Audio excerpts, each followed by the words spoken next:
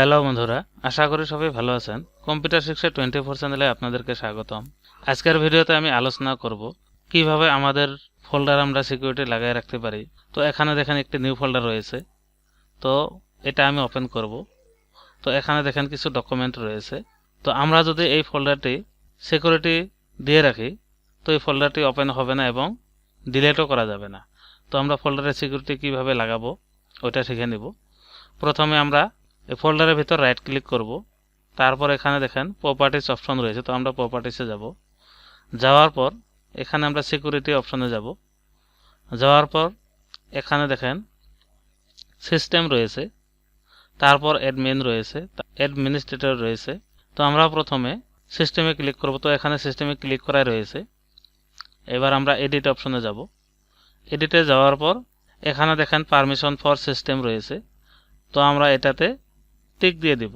তারপর অ্যাডমিন রয়েছে ওটাতে যাব। যাওয়ার পর এটাও আমরা পারমিশন এটা টিক করে দিব। তারপর অ্যাডমিনিস্ট্রেটর যেটা রয়েছে ওটাতে যাব। যাওয়ার পর এটাও আমরা টিক দিয়ে দেব। এবার অ্যাপ্লাই ক্লিক করব। তারপর এখানে পারমিশনের একটি মেসেজ আসছে, তো আমরা ওইটা ইয়েস করে দেব। এবার আমরা ওকে ক্লিক করব। তারপর এখানে ওকে ক্লিক করব। এবার দেখেন আমরা যদি ফোল্ডারটি ওপেন করতে চাই তো দেখেন ফোল্ডার ওপেন হচ্ছে না। আমরা যদি এখানে কন্টিনিউ ক্লিক করি তথাপিও হচ্ছে না। তো আমরা যদি কোনো ফোল্ডারে এইভাবে সিকিউরিটি লাগাই তাহলে ফোল্ডারটি ওপেন হবে না এবং ফোল্ডারটি ডিলিটও হবে না। এবার যদি আমরা ফোল্ডারটি ডিলিট করতে চাই তো দেখেন ফোল্ডারের উপর রাইট ক্লিক করব, তারপর এখানে ডিলিট ক্লিক করব। তো দেখেন এখানে কন্টিনিউ ক্লিক করব, তথাপিও আমাদের ফোল্ডারটি ডিলিট হচ্ছে না। তো এইভাবে আমরা যদি কোনো ফোল্ডারে সিকিউরিটি লাগাইতে চাই তো তাহলে এইভাবে আমরা সিকিউরিটি লাগাইতে পারবো।